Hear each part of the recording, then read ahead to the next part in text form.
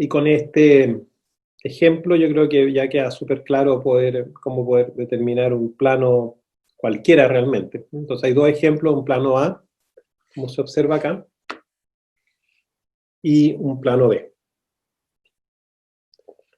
Entonces hay dos maneras, de hecho, poder hacer, que lo que queremos encontrar son los índices del plano, y los índices del plano, recuerden, no son más que la dirección de la normal al plano. O sea, la dirección normal al plano me representa los índices HKL, según la nomenclatura cristalográfica, se llaman índices de Miller. Eh, Así que podemos aplicar directamente la receta, ¿cierto? O también podemos ver una alternativa, que sería encontrar dos direcciones que estén contenidas dentro del plano, y con esa, disculpen, con estas dos direcciones, poder entonces encontrar la normal a través de lo que sería un producto cruz de estos dos vectores. ¿Ok? Así que vamos a proceder. Entonces, primero, si yo quiero encontrar para el plano A, vamos a poner acá,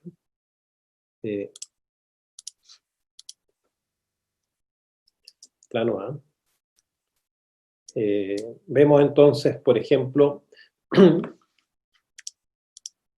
si bien mi celda está ubicada en ', posición, con su origen acá, en este vértice opuesto acá, yo puedo poner mi referencia acá en O', o sea, desplazo este marco referencia, lo ubico justo acá, justo en esta cara del cubo, y yo puedo ver acá entonces dónde está cortando este plano A en este sistema. Entonces claramente vemos que el plano A estaría, según esto, vamos a anotar acá, estaría cortando a lo largo de X en menos 3/4, porque desplazamos, según la referencia estaba acá en O, nos desplazamos una cantidad una distancia acá, y acá teníamos que este vértice del plano era 1/4, por lo tanto esta distancia ahora acá es 3/4, entonces tendríamos menos 3/4, es el punto a lo largo de X, el punto a lo largo del eje Y sería igual a 1/2, el punto de corte, ¿cierto? Y a lo largo del eje Z sería correspondiente a 1. Entonces, nuevamente, ¿por qué? Porque esto es así.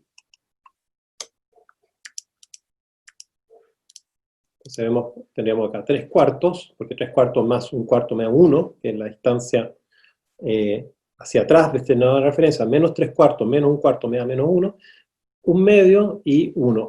¿Ok? Entonces este plano A tendría puntos de corte 3/4, 1/2 y 1, y ¿qué es lo que me dice el método a seguir? Tomar los inversos, invertirlos, los recíprocos, y en menos 4/3, 2 y 1, ¿de acuerdo? Eso estamos tomando acá el inverso, el recíproco, o sea, se toma el recíproco,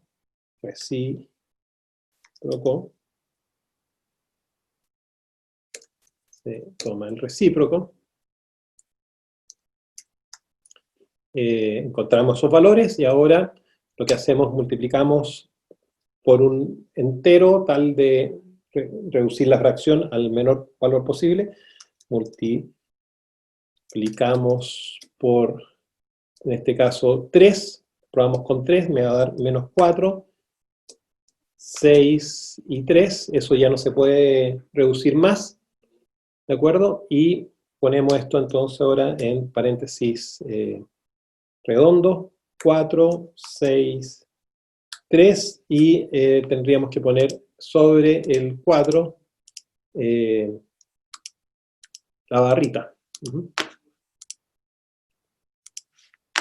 Ok, ponemos la barra acá. Sería 4/6/3. Ese sería los índices de este plano. ¿Ok? Lo mismo podríamos hacerlo para el plano B, ¿de acuerdo? Y podemos también entonces producir el cambio de origen. Vamos de O a O', pero en el caso del plano B nos va a suceder algo nuevo, ¿cierto? Plano B. ¿Qué va a pasar? De que tenemos como puntos de corte en el plano B, con esta nueva referencia, okay, de acuerdo a cuánto está cortando en X, estaría justo cortando acá menos 1. Recuerden que cambiamos el origen 1 hacia adelante, entonces por lo tanto, justo este punto acá, este vértice corta en menos 1, en Y está cortando en 3,4, en 3 cuartos, perdón, y la pregunta es ¿dónde corta en Z? Que Z es este eje que está acá, entonces este eje que está acá, yo lo podría tratar de alargar, vamos a alargar acá, y la pregunta es ¿dónde corta este plano, este eje, ¿cierto? Entonces, bueno, una manera de verlo es alargar una de las aristas de este plano, y yo podría decir, de acuerdo, voy a tomar este punto por ahí, y este lo va a cortar ahí. ¿Ok? ¿Y dónde exactamente? Bueno, lo que yo puedo hacer es una proporción de triángulos, porque si acá hay un triángulo rectángulo, y acá hay otro triángulo rectángulo, ¿cierto? Acá hay unos pequeños rectangulitos que, bueno, fijan, ahí hay uno ahí, y el otro está ahí. ¿Fijan? Son dos triángulos semejantes. Este tiene base 1 y este tiene base, acá, 1/2, ¿de acuerdo? Por lo tanto, y es 1/2 porque sabemos que esta distancia acá es 1 y esto está justo pasando acá a 1/2. Por lo tanto, yo podría encontrar el punto de corte de este, o saber un poco esta longitud acá, ¿cierto? O sea, si esto es 1, esto tiene que ser entonces 1/2, porque esto es 1/2, eso es 1/2 como 1, perdón, estoy mal acá porque esto es 1, es a este segmento total, ¿cierto? Como este también está cortando acá, ¿de acuerdo? Entonces ahí tendríamos en total una relación, a ver, voy a anotarla acá, tenemos de 1 es a X, ¿cierto? Como, déjenme ver si estoy bien, ¿cierto? 1/2 es a, sí, entonces esto es un poquito más complicado, porque esto es 1 más X, o sea, 1 es a 1 más X, como 1/2 sería a este valor acá, X. Es a X. ¿Ok? Donde esta distancia que está acá, la vamos a llamar X, es nuestra incógnita, y correspondería a esta dirección de acá a acá. Entonces, sabemos que de acá a acá esto es 1, ¿ok?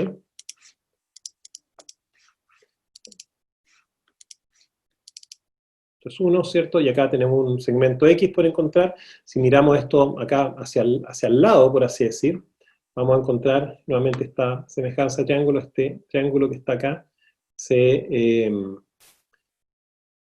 expande desde este origen, o sea, tiene esta base 1, se expande a lo largo de esta hipotenusa, por así decir, y acá tenemos un triángulo semejante que tendría base 1/2, altura X, y este otro tendría base 1 y altura 1 más X. Entonces, 1 es a 1 más X igual a 1/2 es a X.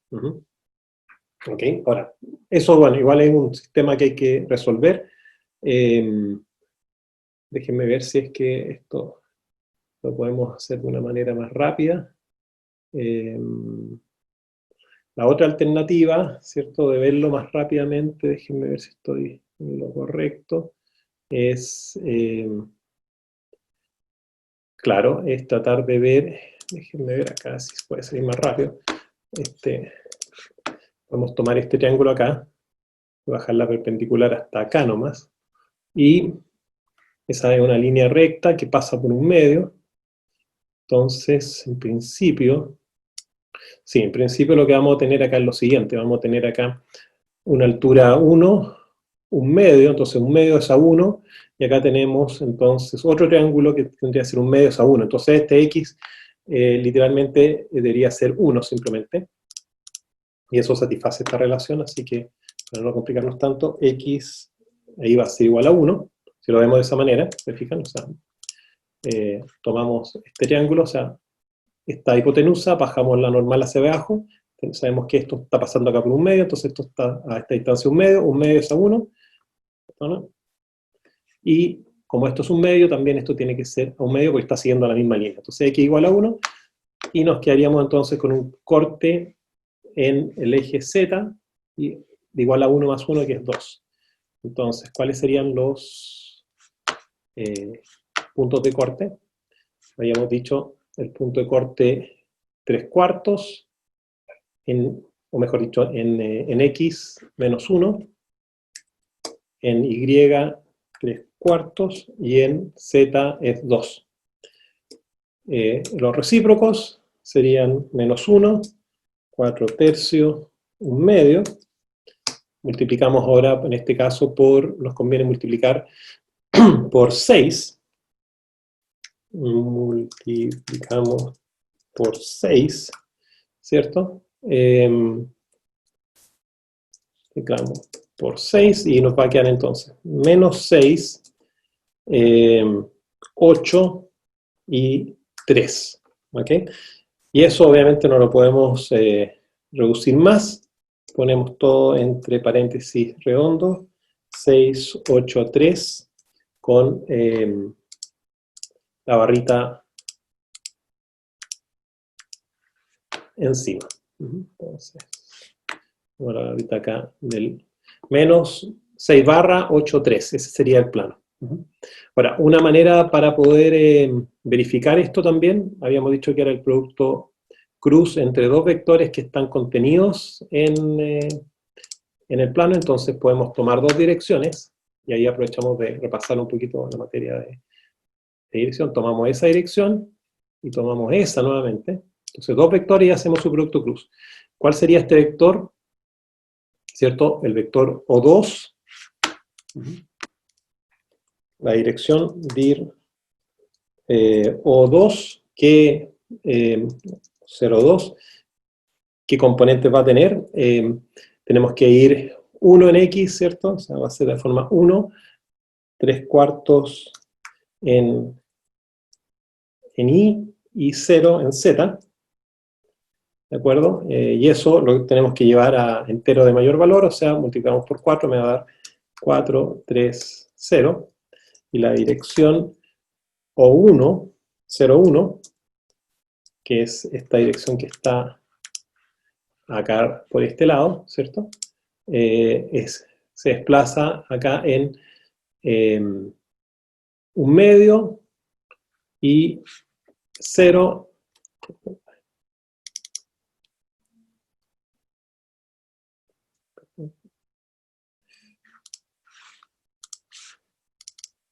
Sería un medio, 0 en Y y 1 en Z.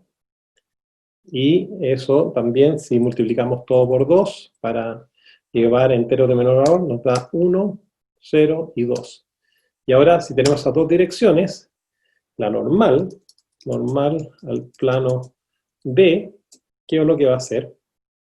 Va a ser el producto cruz entre 4, 3, 0, cruz 1, 0, 2.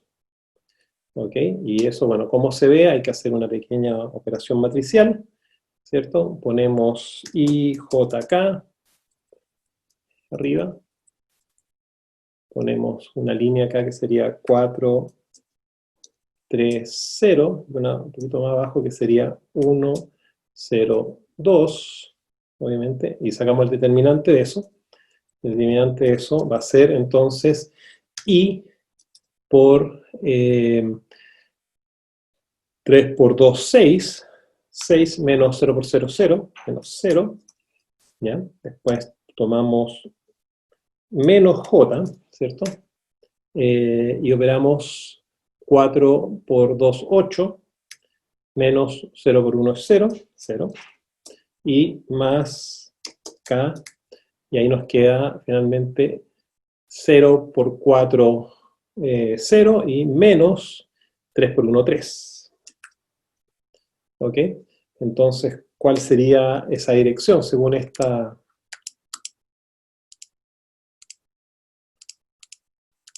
Según esto, nos estaría dando lo siguiente.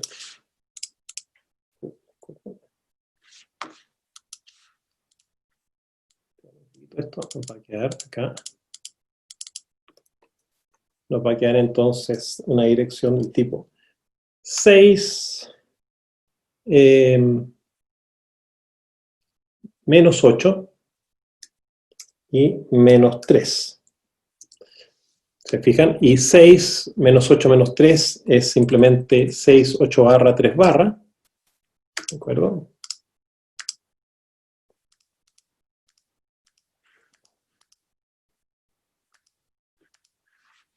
Vamos a poner acá la barrita. Barra, barra. ¿Ok? Y eso es igual a 6 barra 8, 3 simplemente multiplicado por menos 1. Simplemente es la misma dirección, pero en sentido contrario. Entonces se verifica. Entonces hay dos caminos. Uno es la receta de tomar las intersecciones de los ejes X y Z con respecto al plano, habiendo puesto el origen en la posición más adecuada para que haya una intersección, ¿cierto? Si me salgo de la celda, tengo que tratar de hacer alguna proyección del plano a través de vistas frontales laterales, ¿cierto? Y recurrir a semejanza de triángulo. Teniendo los 3 puntos de corte, tomo el inverso, llevo a los enteros de menor valor posible, y si hay negativos los pongo como barrita encima, y esto lo pongo en paréntesis circular. La otra alternativa es tomar dos direcciones dentro del plano. Si tengo dos puntos, ¿cierto? Tengo una dirección, genero dos direcciones, la expreso como direcciones, como tal, como lo hicimos acá, y después hago el producto cruz, que es básicamente el determinante, ¿cierto? Y con eso obtenemos literalmente lo mismo, simplemente que el sentido va a depender de cómo hago el determinante. Así que ponemos acá una barrita y otra barrita porque es el determinante. ¿Ok? Así que esa sería la manera más general de poder calcular un índice de un plano en una estructura de este tipo. ¿Ok? De acuerdo, entonces ahora, según eso, veamos un poco lo siguiente, que son aplicaciones, ¿cierto? De los puntos, de las direcciones de los planos. ¿Qué podemos hacer con eso? Los metales en general son estructuras cúbicas, ¿cierto? El polonio es el único elemento de la tabla periódica que tiene estructura simple cúbica, o sea, tiene una malla grave simple cúbica asociada. Después, mayoritariamente, el aluminio, el hierro gamma, que se llama el níquel, el cobre, el platino, oro, plata, son FCCs, centrados en las caras. El litio, sodio, cromo, fierro alfa, o hierro alfa, ¿cierto? La ferrita, el vanadio, molibdeno, tungsteno, son BCC. Y, Profesor, sí, dime. disculpe, en el anterior, como llegamos por dos caminos, ¿verdad? Sí, A las mismas coordenadas, por decirlo de alguna manera, pero claro, tenemos distintos signos, ¿no? sí. Dependiendo de, finalmente, en cierto sentido da lo mismo el signo, porque de todas maneras me da la configuración dependiendo de la referencia, ¿verdad? Claro, porque tú lo que andas buscando más bien es la normal al plano, Ok. ¿cierto? Entonces, la Ujú. normal, claro, si yo tengo un plano, la normal puede ser en esa dirección, o sea, en ese sentido. Lo importante es que la dirección se mantenga. Puede ser Ah, así o puede ser así, ¿te fijas? ok. Ahora, ¿por qué ocurrió esto? Porque es como yo escribí el producto cruz. Si hubiese permutado un vector con otro, te cambia el signo, ¿de acuerdo? Ok. Pero como a priori yo no sé cuál con cuál, ¿cierto? Para efectos prácticos lo que me interesa es la dirección. El sentido realmente, bueno, lo único que estaría diciendo que va a ser un plano que lo estaríamos mirando por abajo, o bien, si fuese una estructura, o sea, un sólido, sería una cara opuesta. Ahí Ujú. está la única ambigüedad del producto cruz, de que es como yo genero el producto cruz, ¿no? Ok. Podrías usar alguna regla a la mano derecha, tal vez, ¿cierto? Decir que tengo que hacer este vector con respecto a este otro para que apunte hacia afuera. Realmente lo que hice yo fue tomar este con este otro y apuntó hacia abajo. No, percaté de ese detalle. Pero lo más importante es que son los tres índices, fíjate que son el 6, el 8 y el 3, ¿cierto? Que uno estaba con negativo, pero el otro me salían el 8 y el 3 negativo.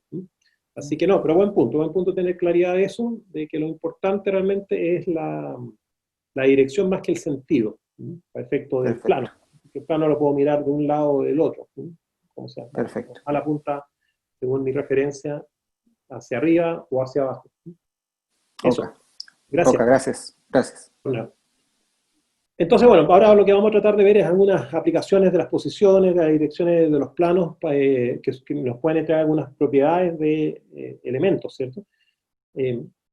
HCP son algunas estructuras menos comunes, pero el titanio tiene esa característica del cobalto, ¿cierto? El circonio, hafnio, zinc, el itrio, el magnesio también tiene esa característica.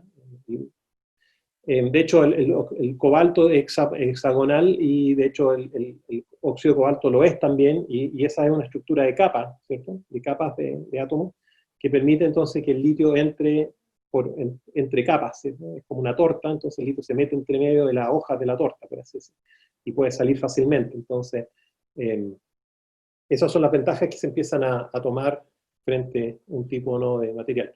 ¿Okay? Entonces, ¿qué podemos decir de la estructura central en las caras, que son estos, el cobre, la plata, el oro, el litio, perdón, no el litio, sino como atrás, el aluminio, níquel, platino? ¿Cuántos, si lo vemos como malla de Bravais solamente, podemos definir cuántos puntos hay en el interior de esa celda unitaria?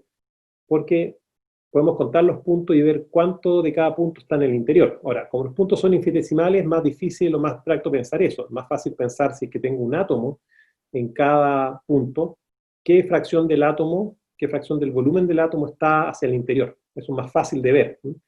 Entonces, pero es aplicable a los puntos también, sin duda. Entonces, si yo veo acá el número de átomos primero, y estas filitas las voy a considerar como átomos que están centrados justo en los puntos de la malla Bravais.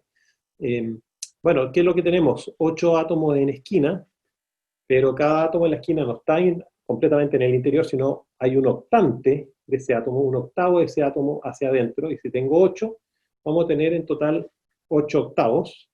No hay ningún átomo interior, porque la FCC no tiene átomos interiores, y en las caras, son 6 caras, y en cada cara hay un centro de cara, donde hay un átomo, pero ese átomo no está hacia el lado interior completamente, está justo simétrico, o sea, la mitad está adentro, la otra mitad está afuera.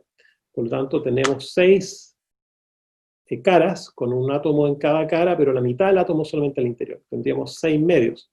Entonces, en total tenemos que hay 4 átomos por celda, y si aplicamos lo mismo para los puntos, también vamos a ver que cada punto tiene, de esquina del cubo, tiene un octavo adentro, o sea, hay un punto por la esquina y hay 3 puntos por las caras. Tendríamos entonces 4 puntos por celda y 4 más átomos por celda. Por lo tanto, en el caso de una estructura como el cobre, el aluminio, tenemos un átomo por punto de malla de Bravais. Y la malla de Bravais, entonces, más la base, que sería ese átomo, me forma la estructura FCC del cobre, del aluminio, del platino, del oro, etc.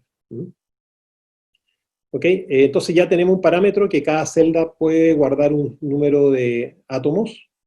Poco podemos conectar con esta propiedad que nos preguntaba también su compañero. O sea, claramente, claro, el número de puntos que hay en cada celda es una propiedad de la celda, y por lo tanto eso empieza a determinar el número de átomos que hay en el interior, ¿cierto? Y otras propiedades también más fundamentales, también, porque cuando hay átomos en el interior yo tengo un número de electrones, ¿cierto? Y esos electrones están dentro de un cierto volumen, y por lo tanto empiezo a hablar de densidad de electrones o densidad de estados, y la densidad de estados tiene que ver con el comportamiento electrónico, ¿cierto? Vamos a hablar un poquito de eso más adelante. Entonces, bueno, lo importante es que yo tengo un número de átomos por celda, en este caso, 4 para FCC, tengo un volumen que está dado por el parámetro A, la arista, y tengo una expresión para poder calcular, por ejemplo, la densidad másica, que es simplemente decir, ok, tomo el número de átomos que está dentro de la celda, 4 para FCC, por el peso atómico del elemento. Por ejemplo, el hierro es 28, tanto, o 26, tanto.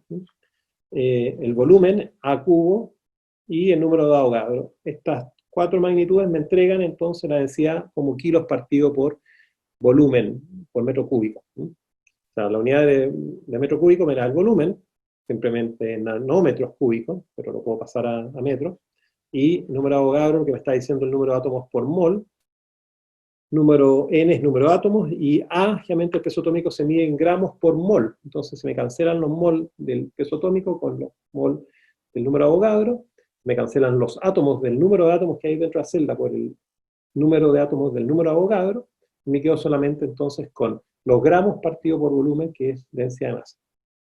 Entonces, esta ecuación es bastante interesante porque es muy simple y me entrega la densidad másica de un material conocido, su estructura, ¿cierto? Si FCC, FCC simple cúbica, por lo tanto, conozco el número de átomos que hay en su interior, conozco también su peso, se lo mido, y el parámetro A de la celda lo encuentro también, por difracción de rayo X o por información asociada al tamaño del átomo. ¿Ok? Entonces, ¿cómo puedo encontrar la relación entre el radio o tamaño del átomo y la arista del cubo? ¿Cierto? Lo que pasa es que estos átomos que están ocupando espacio dentro del volumen esta arista, lo van a ocupar de tal manera, o se van a aproximar unos con otros hasta que haya una tangencia. Cuando ya son tangentes, esta esfera que representa los átomos significa que ya no pueden unirse más, en otras palabras, esa tangencia me está hablando de el punto de equilibrio, ¿cierto? Entonces, si tratamos de hacer una conexión con lo que vimos anteriormente sobre esto, yo voy a decir, ok, yo tengo acá un átomo, ¿cierto? Y tengo acá otro más.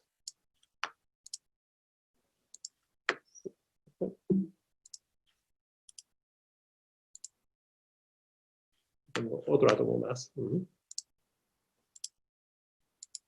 ¿Cierto? Está acá. Bueno, esos átomos se van a aproximar hasta que haya tangencia, hasta que haya un choque, por así decir. La pregunta, ¿en qué dirección lo hacen? Entonces, si tengo en total 5 átomos acá, ¿cierto? Y hay un átomo acá, ¿cierto? Bueno, son todos de igual radio. Lo lógico es que se van a aproximar hasta que sean tangentes acá, este con este con este, ese con este, y ese con ese. Eso va a implicar que estos laterales no van a poder ser nunca tangentes, ¿cierto? Pero sí son tangentes con el átomo central, y eso está definiendo entonces la cara de este cubo. Entonces tengo el cubo ahí, ¿se fijan? Y ahí hay tangencia en el centro de cara. Entonces en FCC la tangencia de los átomos es en el centro de cara, y por lo tanto puedo, cuando eso sucede, describir esta condición, ¿cierto? Que el total de radios, ¿cierto? Acá hay un radio, 2 y 3, 4, 4R va a ser igual a esta diagonal, ¿cierto? Y esta diagonal está acá, ¿cierto? Tiene un largo que es en función del largo de la arista. Entonces, el largo de la arista es A, esa diagonal va a ser entonces igual a raíz de 2, porque es un triángulo, rectángulo isósceles, ¿cierto? Entonces, A igual a, este va a ser entonces a raíz de 2. Vamos a poner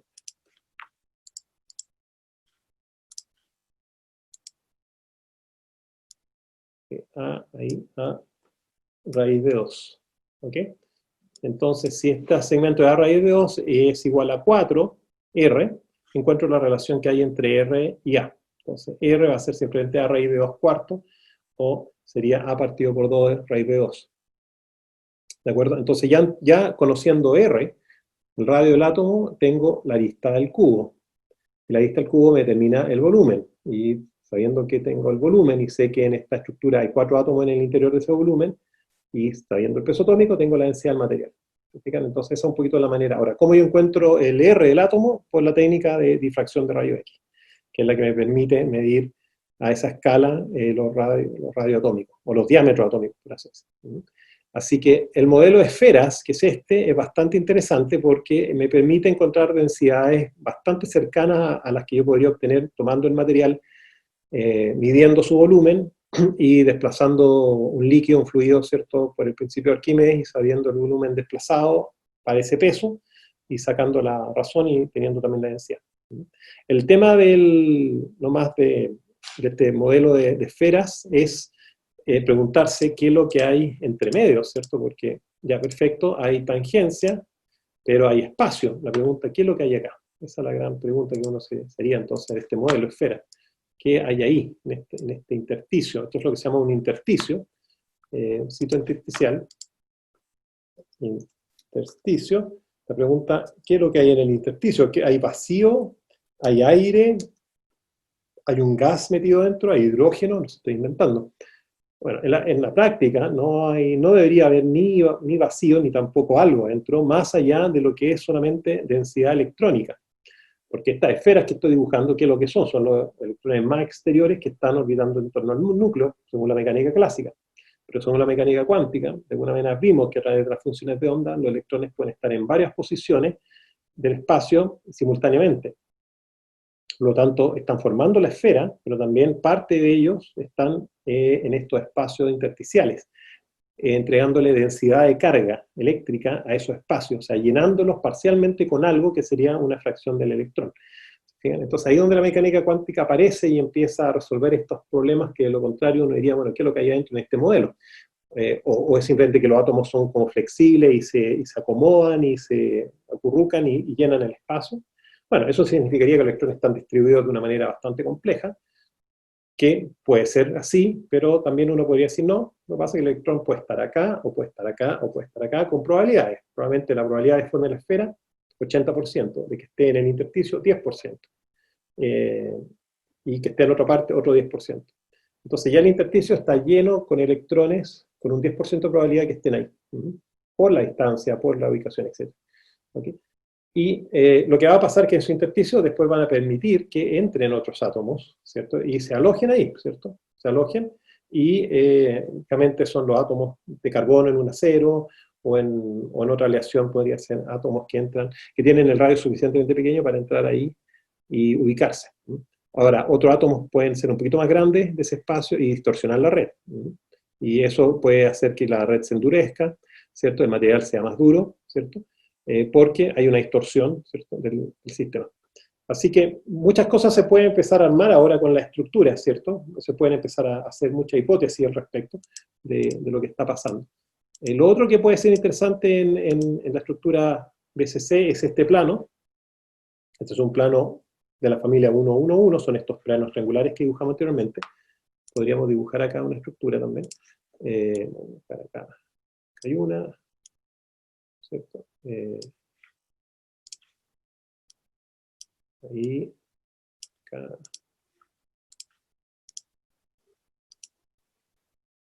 Ok, ahí, y vamos a conectar todas estas cosas acá. Entonces, están acá, está acá. Entonces tenemos ahí nuestro cubo, y este va a ser un cubo FCC, entonces vamos a dibujar este triángulo, un triángulo 1-1-1, que sería entonces este triángulo acá. Ok, y este triángulo acá va a cortar a los átomos que están en las diferentes posiciones, ¿cierto? Y lo que vamos a ver es que corta un átomo que está acá en esta punta. Voy a poner otro color.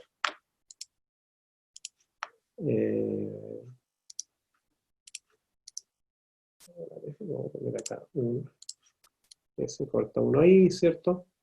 Después corta un segmento del que está en esta otra esquina, corta un segmento que está en esta otra esquina, ¿cierto?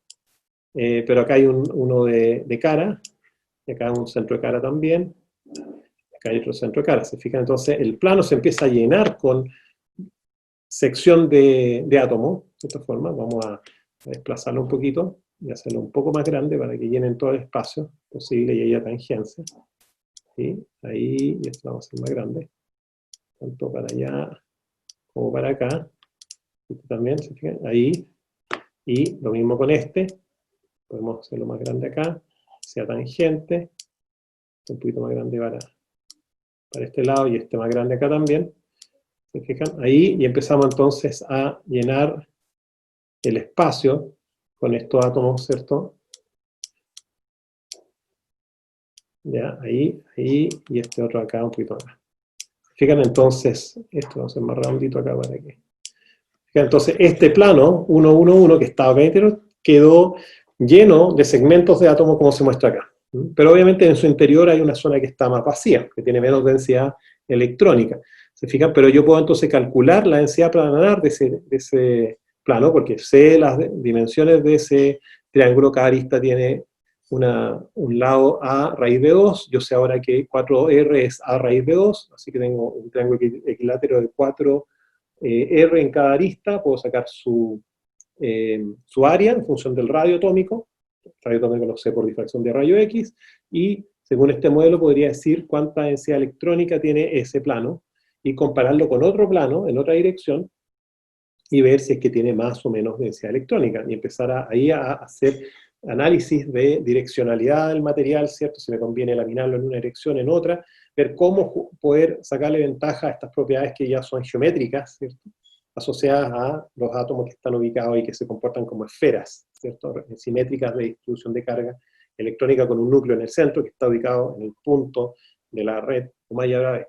Esa es una propiedad. La otra, una propiedad muy interesante, es el factor de empaquetamiento atómico, que se muestra acá, que básicamente corresponde factor de empaquetamiento atómico, o FEA. FEA es el volumen de átomos que está contenido dentro del volumen de la celda. Ya dijimos que en FCC hay 4 átomos en el interior, son esferas. Cada esfera tiene un área 4/3 pi r al cubo, 4 por 4/3 pi r al cubo, partido por la celda unitaria, que es a al cubo, a minúscula al cubo, pero yo sé que a es igual a 4r partido por raíz de 2. Por lo tanto, yo ahora elevo al cubo, 4r partido por raíz de 2, lo inyecto en esta fórmula, y voy a cancelar el r, tanto que está arriba, el denominador con el numerador, y llego a un valor que es de 74%. Y esa es la máxima densidad volumétrica que puedo tener yo en un sistema. Es una propiedad de las esferas compactadas llegan hasta un 74% de compactación, o sea, en otras palabras, hay un 26% de espacio libre entre medio. Y eso es una propiedad de la estructura FCC. Cuando lo mismo, todo esto que estamos haciendo, lo hacemos ahora en la estructura, por ejemplo, BCC, esos parámetros van a cambiar. Entonces, podemos ver ahora qué pasa en BCC, ¿cierto? Cambiaron el número de puntos al interior. En BCC, Body Center Cúbico, celda centrada en el cuerpo, ¿cierto? Tenemos, como dice su nombre, un átomo en el interior. Eso cuenta por un átomo, más los 8 octavos de átomo de la esquina, otro átomo más, 2 átomos solamente. Número de puntos de malla B, lo mismo, 2 nomás. Un punto en el centro y 8 octavos de los 8 puntos de cada esquina, 2 puntos. Entonces hay un punto por átomo en el caso de una celda o estructura BCC de un solo átomo, sea el litio, sea la ferrita, el hierro alfa, etc. ¿Cuál es el plano de máxima compactación? ¿Cierto? Así como el plano 1, 1, 1 era el de máxima compactación en FCC, ¿cuál sería el plano que está más compactado en una celda BCC? Bueno, acá hay que recurrir nuevamente al dibujo. Hacemos una celda rápidamente y vemos qué plano corresponde, ¿cierto? Vamos rápidamente acá, uno acá, y otro acá, ¿cierto? Y vamos a ver qué plano corresponde.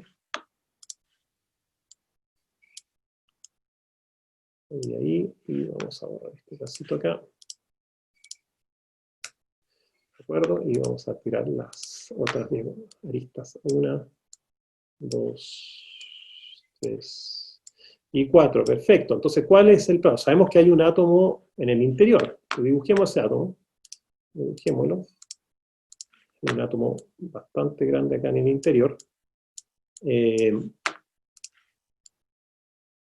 ¿Ok? Y ese átomo incluso tiene que ser tangente. ¿Dónde está la tangencia ahora? Con los átomos esquinas. ¿Ok? Entonces vamos a dibujar los átomos esquina, al menos 2 de ellos, ¿cierto? Y vamos a ver dónde hay tangencia. Entonces podemos tener un átomo esquina acá, por acá, bueno, del mismo tamaño. ¿Ok? Por ahí, es decir, y va a haber otro átomo esquina también por acá, por este otro lado. ¿ok? ¿Se fijan? Entonces, la tangencia está ocurriendo a lo largo de la diagonal del cubo. Recuerden que la diagonal tiene una dirección del tipo 1, 1, 1, ¿cierto? Y podríamos tratar de, entonces, dibujar un plano que contenga esa diagonal, y ese va a ser un plano que tiene estas características. Vamos a dibujar un plano que sería básicamente este.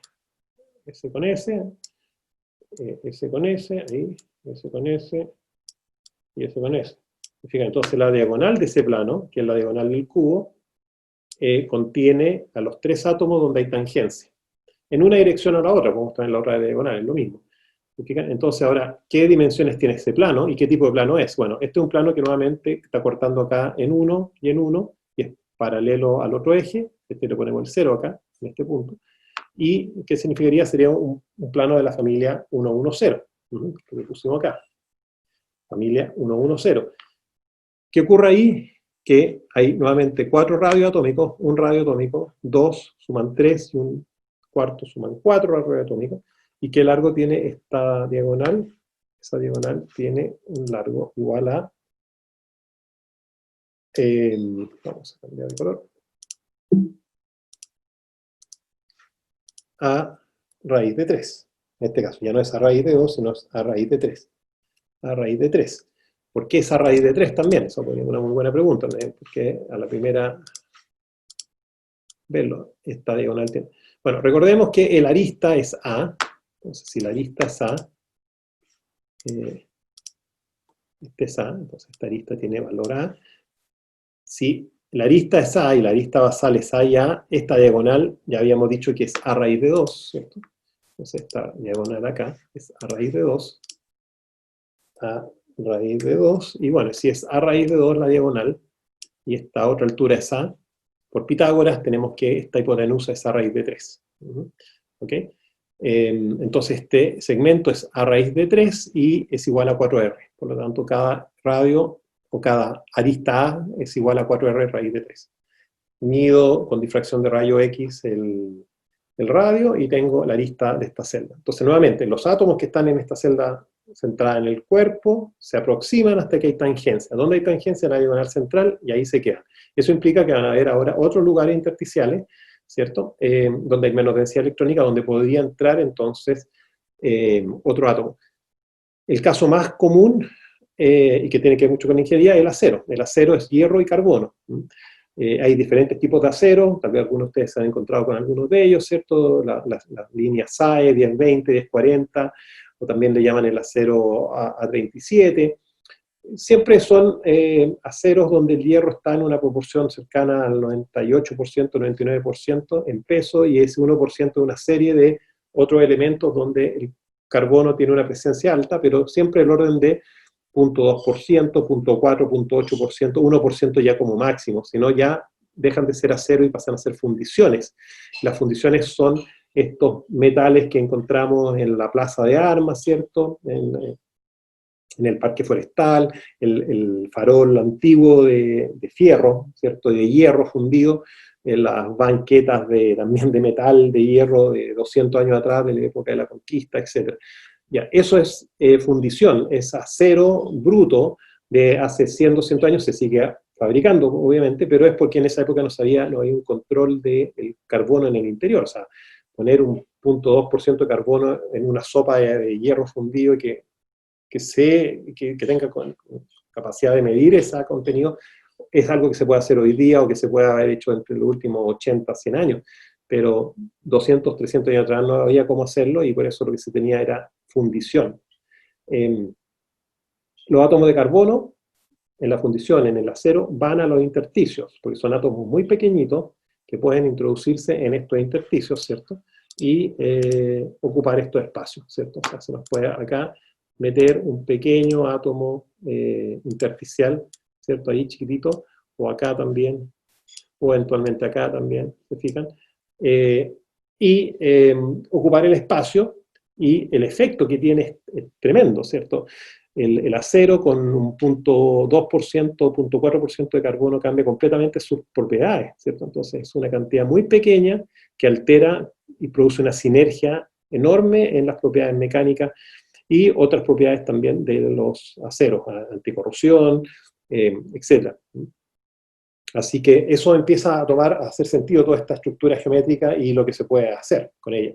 Entonces estamos como nuevamente construyendo este puzzle, ¿cierto?, a partir de propiedades desde lo más simple a lo más complejo, para entender un poco la idea. Entonces, bueno, yo puedo también encontrar la densidad planar de este plano, 1, 1, 1, ¿cierto? Simplemente veo la cantidad de secciones de átomos que hay en su interior, veo que hay un átomo que tiene radio R, entonces hay un pi r cuadrado, pero si sumo estos otros 4 cuartos, formo otro segundo, entonces tengo 2 pi r cuadrado, partido por qué? Por el área, que es a raíz de 2 por a, que sería a cuadrado raíz de 2. Sé que a se relaciona con r, reemplazo, elimino r y me quedo con una densidad planar de 83%. ¿Ok?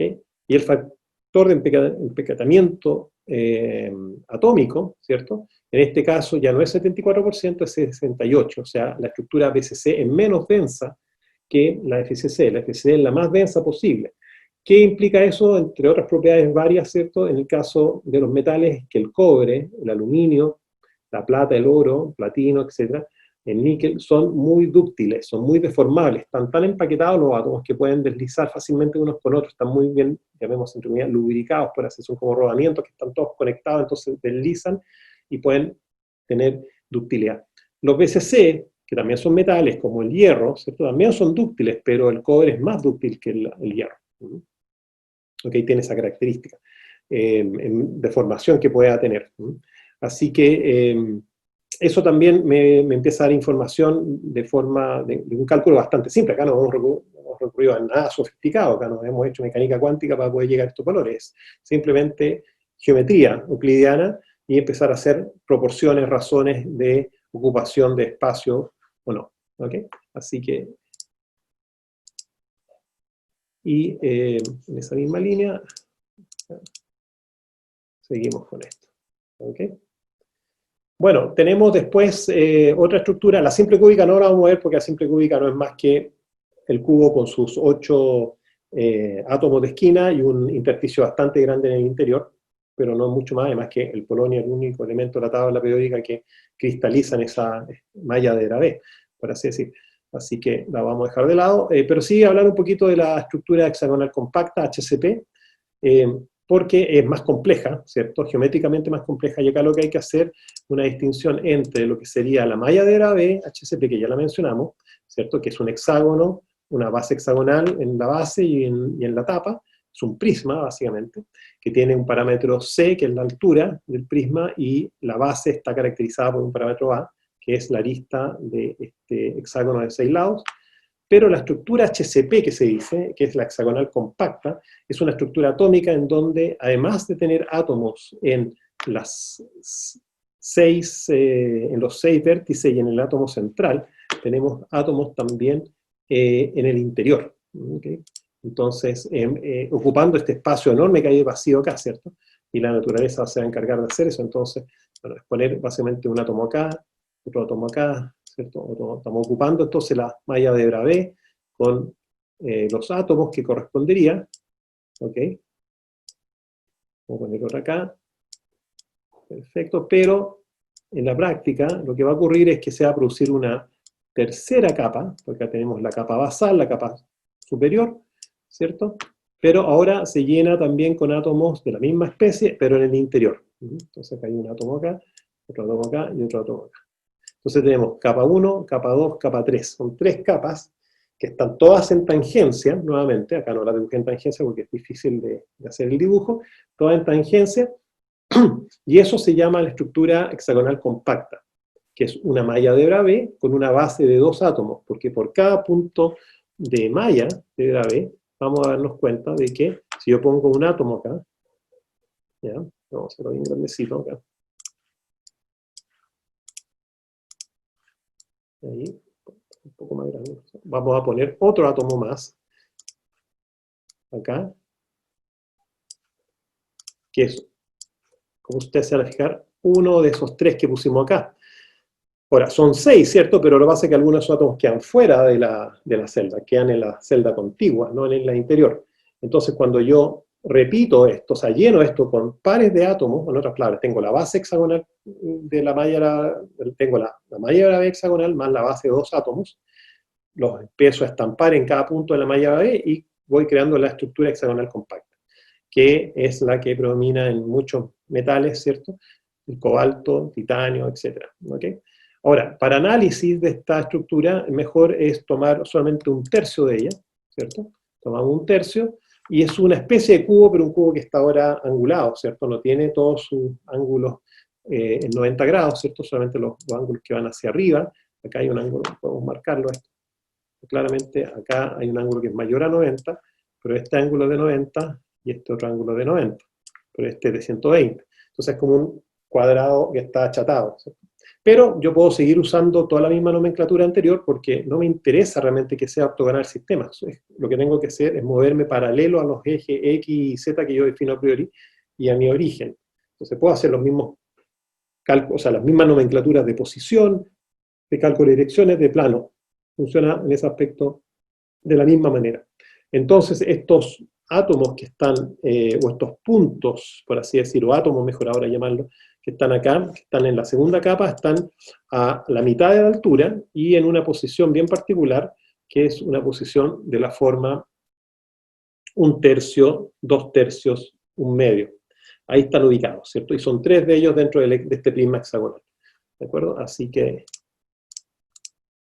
entonces, cuando uno hace eso y hace todo un análisis geométrico, porque ¿dónde hay tangencia? En la base, recuerden que la manera que yo puedo empaquetar átomos hexagonalmente, poniéndolos todos tangentes unos con otros, es básicamente la misma forma en cual yo lleno este triángulo en la mesa billar, ¿cierto? Todos los triángulos están, todas las pelotitas están todas tangentes dentro de este triángulo, ¿cierto?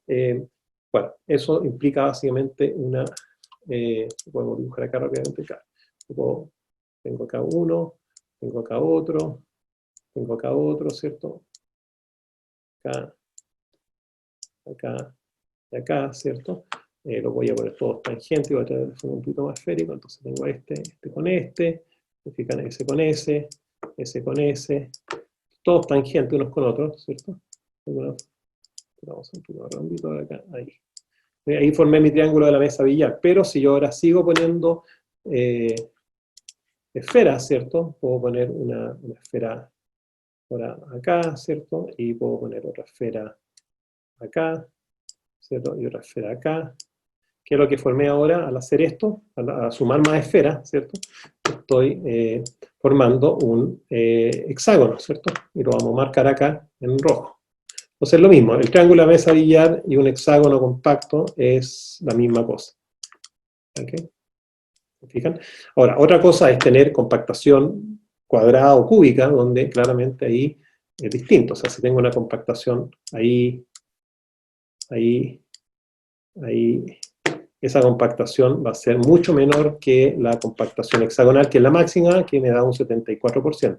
Esta otra me va a dar menos. O sea, el espacio que hay acá es mucho mayor que el espacio que se forma cuando pongo todas las esferas tangentes con toda otra. Entonces, la estructura HCP tiene un plano hexagonal compacto, que le vamos a llamar el plano A, después el plano de la mitad, que también es hexagonal compacto, B, plano B, pero que no está montado encima, sino está montado en un intersticio del plano inferior, en los agujeros, con las depresiones, y el otro está encima nuevamente, justo idénticamente encima que el plano A. Entonces es una secuencia A, B, A de planos. ¿Ok? O sea, en otras palabras, yo tendría que poner sobre este segmento acá, son 4 átomos del plano A, pondría entonces que está, uno va ahí, justo en la depresión, el otro va ahí, justo en la depresión, el otro se va a montar ahí, y el otro va a montar ahí. Fíjense bien que los dos planos están desfasados unos con otros, ¿cierto? No están uno ubicado exactamente sobre los otros. ¿Ok?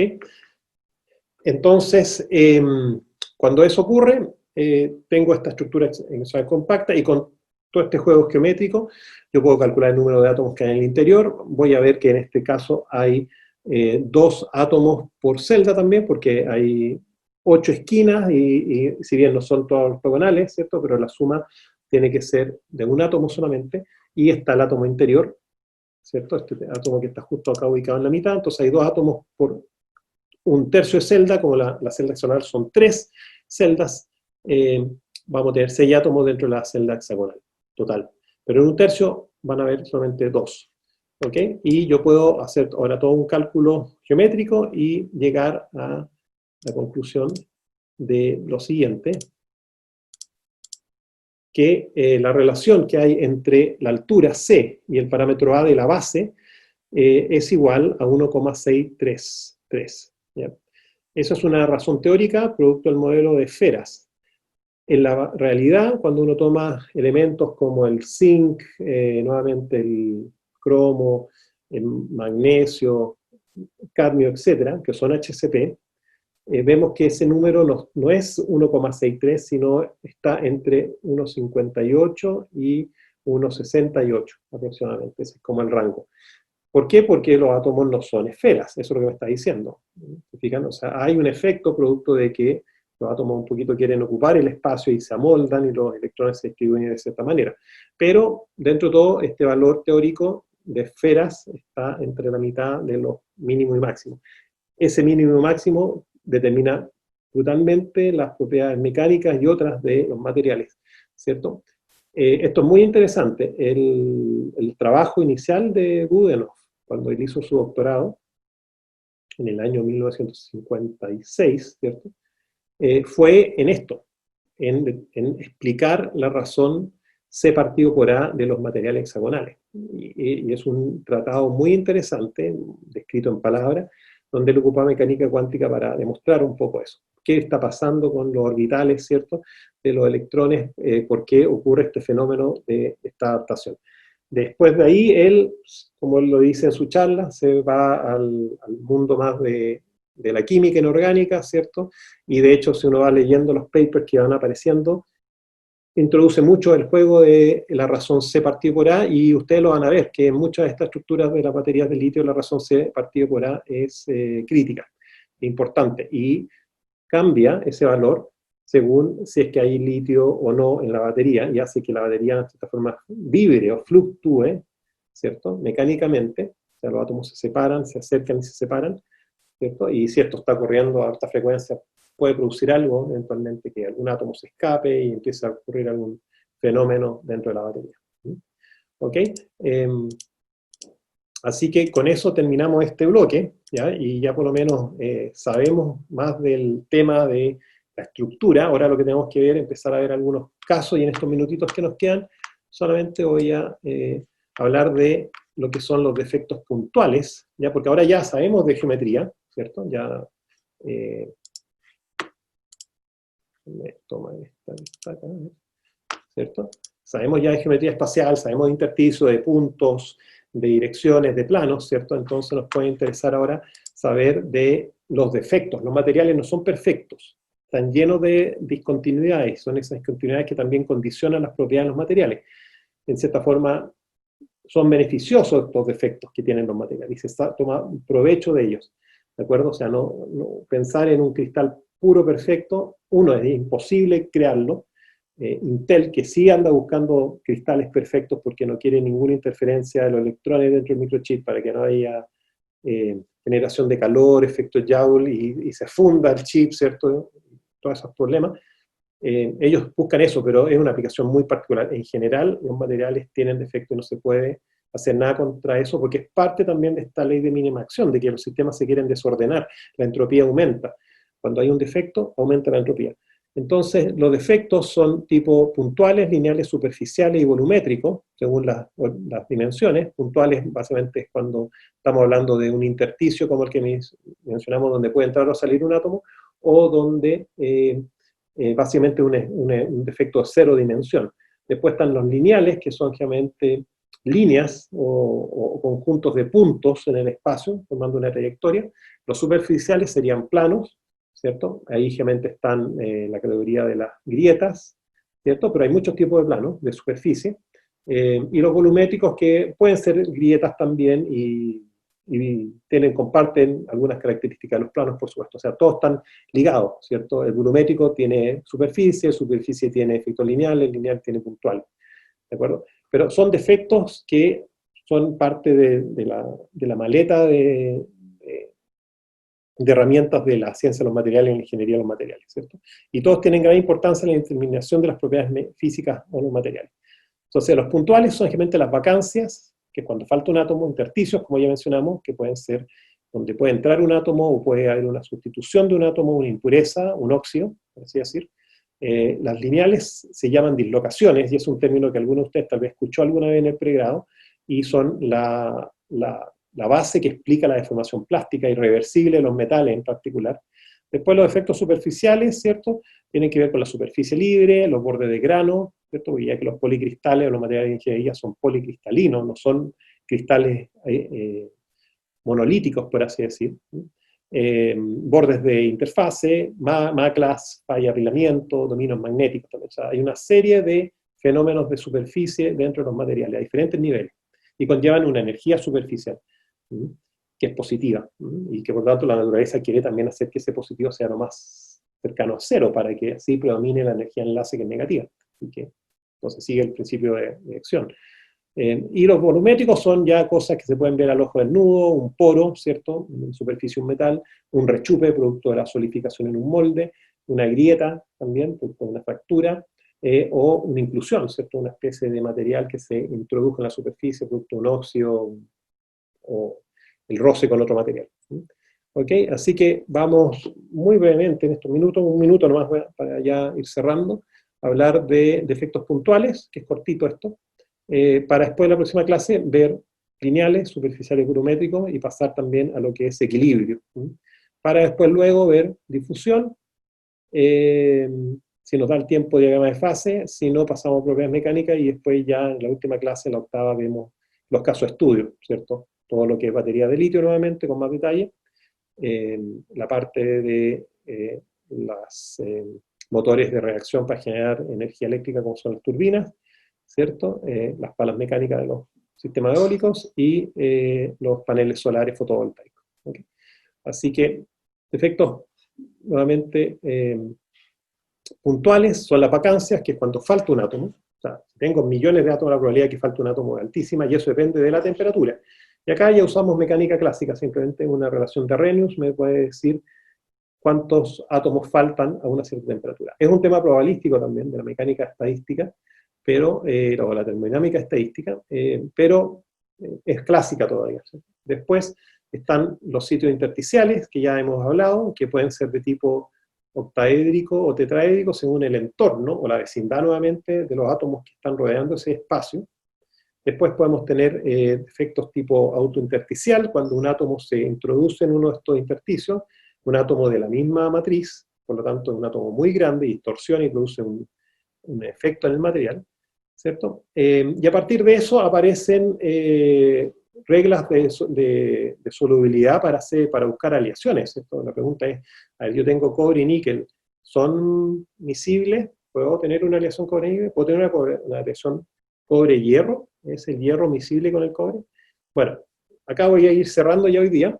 Tenemos acá una foto del señor William Hume Rothery.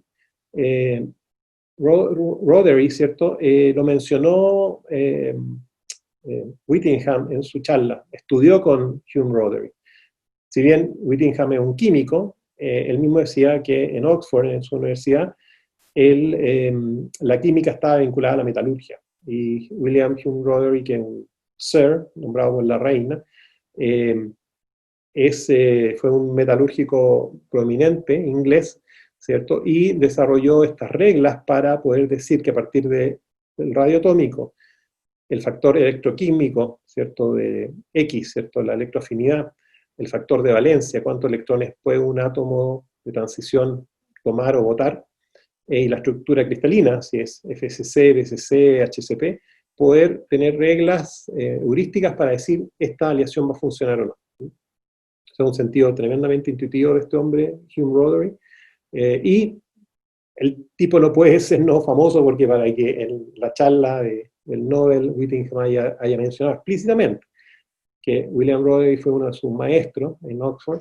es por algo. Así que vamos a dejar hasta acá esto, y la próxima clase ya avanzamos con eso y tratamos de llegar a equilibrio y tal vez difusión en estado sólido, que eso ya es un tema de aplicación muy concreto para poder transformar los materiales, ¿cierto? A veces yo necesito difundir carbono en un acero para endurecerlo, y acá vamos a empezar a ver entonces cómo empiezan a afectar todos esos factores de tamaño de átomos, esto mismo la difusión en la batería de litio, ¿cierto? Cómo el litio sale del cátodo al ánodo y de repente se frena porque falta litio en el cátodo, ¿cierto? Y la fuerza impulsora que lo desplaza se detiene y le saco menos provecho a la batería. Así que la difusión en estado sólido es muy importante. Es conocida en estado líquido, en estado gaseoso, pero en sólido es más compleja porque ahí el átomo tiene que moverse a través de los intersticios, tiene un camino más, está en un laberinto, ¿se fijan? Que eso no queremos ver desde ese punto de vista. Eso, muchachos, sí, ya estamos un poquito pasados, 9:25. Solamente abrir, si es que hay consultas del ensayo 2, nuevamente los grupos los mantuve como la tarea para respetar sus opciones de trabajo conjunto, ni un problema con eso. 8 grupos, ¿cierto? De a 2, que ya están definidos, y lo que hice nomás que los 4 papers, de Whittingham, el primero de Goodenough con el japonés primero, ¿cierto? Después con el sudafricano Takera y después con el indio Mantiran, son manuscrito 1, 2, 3, 4, y puse aleatoriamente, dije, no sé, no me recuerdo bien, pero dije grupo 1, grupo 5, tienen el paper 1, bla, bla, etc. Eso está todo escrito en Canvas, tanto si entran en la pestaña tarea, o si van en la página inicial y pinchan enunciado 2.pdf, ¿de acuerdo? Lean los papers, anoten todo lo que no sepan, pero yo creo que ya se van a encontrar con muchos términos que hemos visto hoy día y que vimos cuando empezamos a hablar de estos factores de energía, ¿cierto? Fuerza de enlace, energía. Nuevamente, acá no se trata de que van a poder entenderlos completamente, hasta yo tengo problemas en entender esos papers, ¿cierto? Porque son muy abstractos, pero la idea es tener una idea yo creo que lo van a poder lograr. ¿Ok? Así que resumir eso en máximo 2 páginas y responder estas 2 preguntas que les puse, cuál es como el aporte del paper, que muchas veces está en el resumen o en las conclusiones, pero también sé que los autores predicen o hablan de que falta algo por hacer. ¿De acuerdo? Y ese sería el ensayo 2, y yo ya para la próxima semana les tengo también la tarea 1 corregida, les voy a entregar la tarea 2, que como pueden ver, hay harto que hacer en términos de enlace, ¿cierto? Covalente iónico metálico, y harto en estructura, harto cálculo que se puede hacer numérico. ¿Ok? Eso sería entonces, muchachos. No sé, si hay alguna consulta así administrativa, me la pueden hacer ahora, o si no me la hacen llegar por correo, como lo han hecho, no hay problema con eso. Así que si no, me despido y que tengan un buen fin de esta semana y buen fin de semana propiamente tal. ¿Ok? Gracias, profesor, igualmente. Buenas noches. Gracias, profesor. Buenas noches. Gracias, muchachos. Que estén muy bien. Nos vemos. Chao.